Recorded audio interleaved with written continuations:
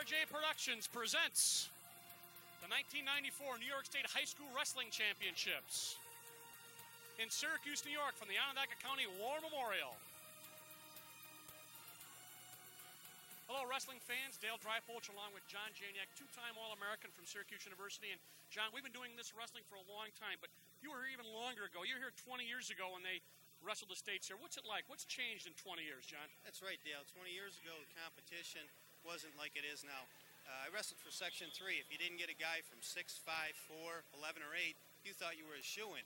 Now that's not the case. Every section is represented tonight in the finals except for the Catholic high schools. Another factor is the 91-pounders. Back then, in freshman in high school, I weighed 90 pounds. Would have loved the 91-pound weight class.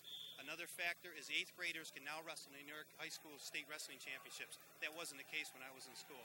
You mentioned 8th graders. One of the most interesting stories developing here is Terry Showalter out of Canastota High School in Section 3. Has a record of 222-8. He's been wrestling since he's in 7th grade. He's chasing the national record. Here we're going to see him last year winning the state championships. He's here again this year.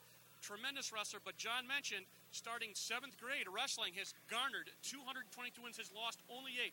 Terry Showalter will be competing 126 pounds for Canastota right here in the home section of Section 3. And one of the most interesting stories there is, John, even though he's got such a great record, he doesn't even have the inside track for most outstanding wrestlers. That's right, Dale. He's got 221 wins, 222. But he's had a tough showing so far tonight. Earlier today, he won 1-0. There's a lot of great wrestlers. They're all 30-something, 40-something and 0. He's going to have to go out and pin his guy and do well and have some other people look bad to get the OW. A lot of great questions going to be answered, and we'll be right back with the 91-pound bout right after this.